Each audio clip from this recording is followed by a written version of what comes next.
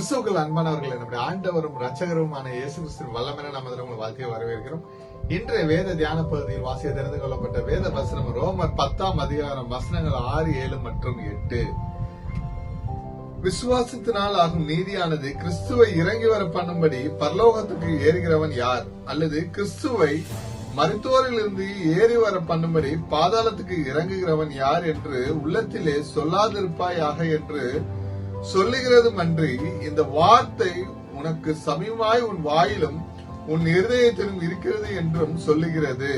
இந்த வார்த்தை நாங்கள் பிரசங்கிக்கிற விசுவாசத்தின் வார்த்தையே. அல்லேலூயா.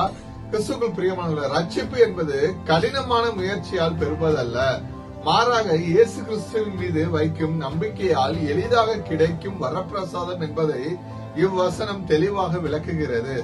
பரலோகத்திற்கு ஏறுவதோ அல்லது பாதாளத்திற்கு இறங்குவதோ தேவையில்லை.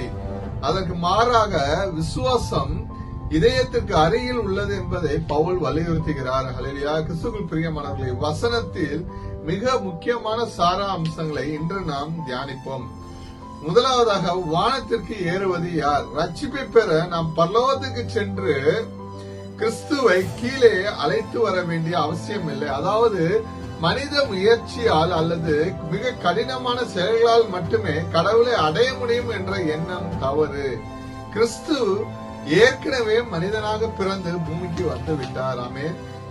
இரண்டாவதாக, பாதாளத்துக்கு இறங்குபவர் யார்? அதே போல கிறிஸ்துவை உயிரோடு எழுப்புவதற்காக நாம் பாதாளத்திற்கு செல்ல வேண்டிய அவசியம் இல்லை.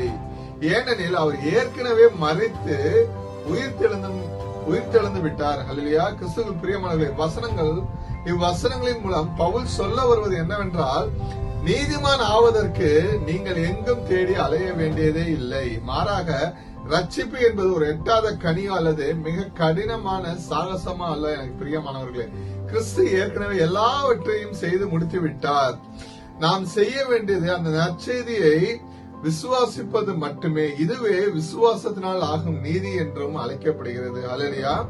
8ஆம் வசனத்தில் இவ்வாறாக குறிப்பிடப்படுகிறது, அந்த வார்த்தை உனக்கு மிக அருகிலே உன் வாயிலும் உன் இருதயத்திலும் இருக்கிறது என்று பவுல் கூறி விசுவாசத்தின் எளிமையை உறுதிப்படுத்துகிறார். ஹல்லேலூயா. நம்ம அழைத்த தேவன் உண்மை உள்ளவர்.